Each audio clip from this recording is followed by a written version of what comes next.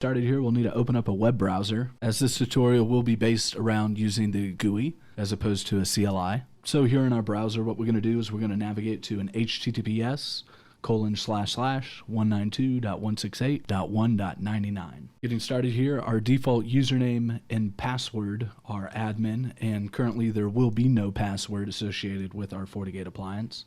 So we'll just go ahead and select login, where we're now prompted to change the password.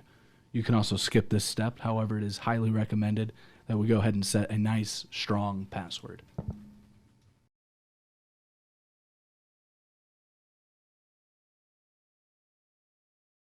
Should you decide to skip the step, you can always update the password once we're logged in.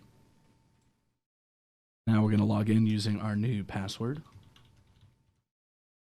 It is important to keep in mind that whatever you use to log in for your admin and password, it is case sensitive. So just make sure we're entering in our credentials using the correct format. Now, since this is a new appliance, we can go ahead and register our Fortigate with the Forticare as it is required. However, in order to do this, you do have to have the ability to reach the internet, which in most cases will require additional configurations. So in this example, I'll go ahead and select later.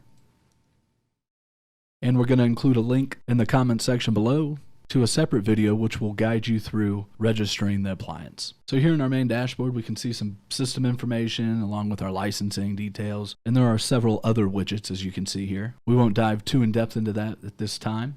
So the first thing that we're going to do is go ahead and configure our WAN interface, which will give us the internet access and allow our firewall to be registered and synchronized with Forticare. So we'll do that over here under Network and selecting Interfaces.